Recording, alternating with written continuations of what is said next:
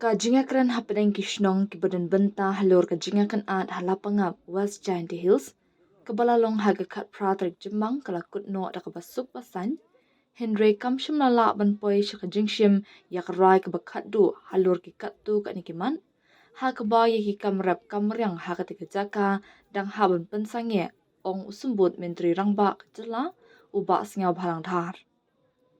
Ula ong baka ni kajingalang balawan na shimbenta da ki Deputy Commissioner but ki Superintendent of Police na Meghalaya bat Assam kat muban penbet ya ki jing'e ki ba ki nongshong shnong kalapangam ki yakendu.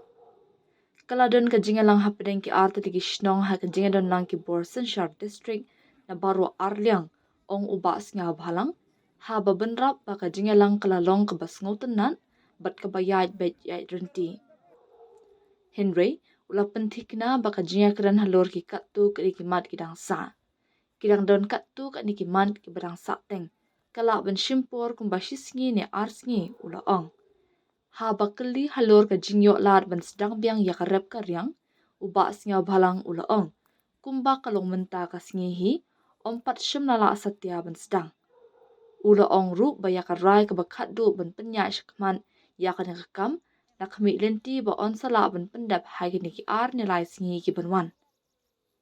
Usumbut menteri rangba ula ong ru ba nakalyang menteri rangba ka Meghalaya bat ka Assam kila shimkya bha halor ni ka kam knang ban la ban penbet no kam kloy.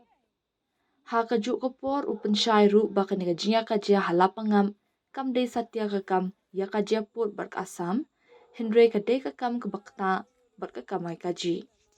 In Lapangam issues, there is a meeting between both the villages and in the presence of both sides of the district administration. So somehow the meeting is went peacefully and there is some issues yet to resolve again. So it may take time and a day or two.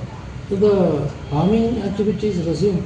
Today not yet resumed. So today both the villages have come together, both sides, and in the presence of DCSP, both the state government, and some issues that is still left, and the meeting is very good. They are not very peaceful. So finally, the decision how to go with not yet come to conclusion. So let us see another 2 or 3 days.